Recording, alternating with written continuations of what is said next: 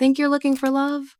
Wrong, your dating app is busy frying your brain, and that's no exaggeration.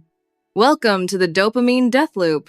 Every swipe, every fleeting match, every notification delivers an unpredictable microdose of dopamine, the brain's pleasure chemical. This isn't just conditioning, it's a siege on your mesolimbic pathway. The ventral tegmental area, VTA, and nucleus accumbens, central to processing rewards, become chronically overstimulated by these digital treats. Consequently, dopamine D2 receptors can downregulate, meaning you need more and more stimulation for less and less pleasure. This variable ratio reinforcement schedule, identical to that found in slot machines, is scientifically proven to be the most addictive. Real-world interactions, which release dopamine more steadily and in response to genuine connection, begin to feel neurologically bland. Your brain's baseline for joy is artificially inflated and then systematically eroded, leaving you in a state of anhedonia towards authentic experiences. This is not a metaphor. It's neurological reprogramming that fundamentally damages your capacity for profound, sustained joy and connection, starving the very pathways that make deep relationships rewarding.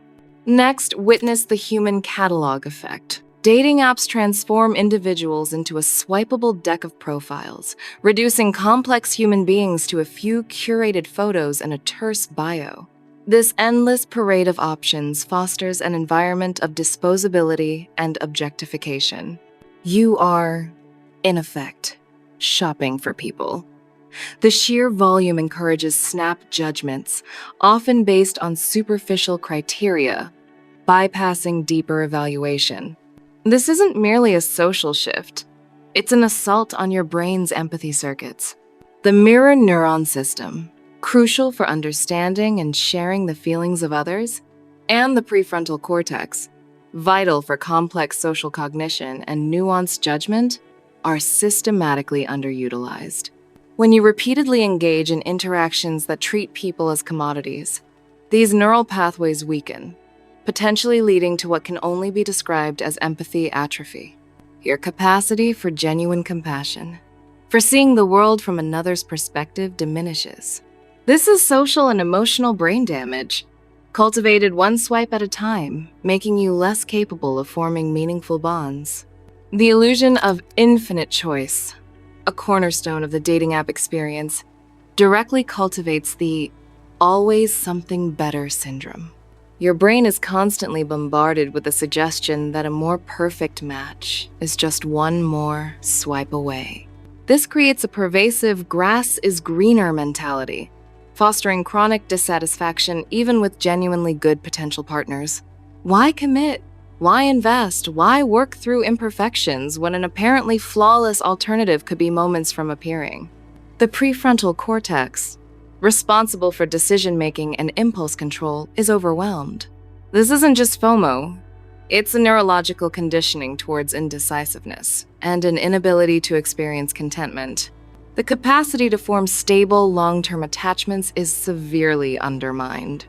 This chronic dissatisfaction can trigger anxiety and even depressive symptoms, as the brain is caught in a loop of seeking novelty over substance, damaging your ability to find and maintain the very intimacy that releases beneficial neurochemicals like oxytocin, essential for bonding and emotional well-being. You're chasing a perpetually receding horizon of perfection. Let's be brutally clear. Dating apps are not altruistic matchmakers. They are businesses, and their primary objective is profit, largely driven by your continued engagement. Your loneliness, your hope, your insecurities are monetizable assets. Features like super likes, boosts, and paywalled access to see who liked you are not designed to find you lasting love quickly. They are meticulously engineered to exploit basic psychological triggers. Scarcity, social validation, curiosity, these are the levers pulled to keep you hooked and ideally paying. Think about it. Their ideal scenario is not you finding the one and deleting the app. It's you remaining a perpetual user, caught in a cycle of hope and microtransactions. This deliberate manipulation, designed to keep you in their ecosystem, ingrains patterns of stress and dependency within your brain. The constant nudges and engineered emotional highs and lows are a form of sustained psychological pressure, a subtle but damaging exploitation of your innate human need for connection, rerouted for corporate gain. The very nature of communication on dating apps contributes to cognitive degradation. Interactions are predominantly text-based, stripped of vital nonverbal cues like tone of voice, facial expressions, and body language, which our brains are wired to interpret for genuine understanding. Nuance is lost. Conversations often devolve into superficial exchanges, optimized for quick validation rather than deep connection or intellectual engagement. The normalization of behaviors like ghosting, abruptly ceasing communication without explanation, further erodes social norms and trust, creating anxiety and confusion. This reliance on truncated, often ambiguous digital messaging means the brain regions responsible for sophisticated social interaction and complex language processing, such as Broca's area, Wernicke's area, and the superior temporal sulcus, are underexercised. Like unused muscles, these critical social cognitive functions can begin to atrophy. You become less adept at navigating real-world social dynamics, interpreting subtle cues, and engaging in meaningful, sustained dialogue. Essentially, your brain is being rewired for shallow, transactional exchanges instead of rich, empathetic communication. Perhaps the most insidious damage is to your self-worth. Dating apps create an environment of constant, often brutal evaluation. You are perpetually judged on curated snapshots of your life, leading to relentless social comparison. The high probability of rejection, being ignored or ghosted, often without any feedback, can be deeply corrosive to self-esteem. This isn't just feeling bad, it's a physiological assault. Chronic social stress and rejection trigger the release of cortisol, the stress hormone. Sustained high cortisol levels are neurotoxic. They can impair function and even reduce volume in the hippocampus, a brain region critical for learning, memory, and stress regulation. Furthermore, the amygdala, your brain's threat detection center, can become hyperactive, leading to increased anxiety and a heightened sensitivity to perceived social threats. You are essentially marinating your brain in stress hormones, chipping away at your resilience and sense of self, all while chasing validation in a system almost designed to withhold it.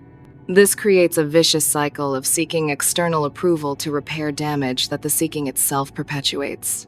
But here's the crucial turning point. Your brain possesses remarkable neuroplasticity. Acknowledging this digital assault is the first step towards reclaiming your cognitive and emotional health. The damage is not necessarily permanent if you consciously choose a different path. Start by practicing mindful app usage. Set strict time limits, disable notifications, and critically question your motivations before each swipe. Prioritize real-world interactions. Invest time in hobbies and communities that foster genuine face-to-face connections. These activities stimulate broader neural networks and release beneficial neurochemicals like oxytocin and serotonin in healthier, more sustainable ways. Engaging in mindfulness practices, exercise, and ensuring adequate sleep can help downregulate the stress response, reduce cortisol, and support hippocampal health.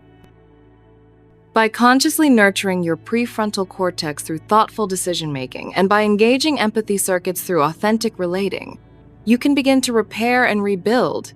This isn't about total abstinence from technology, but about reclaiming agency over your attention and your neurochemistry. Your brain can heal. Empower it to do so.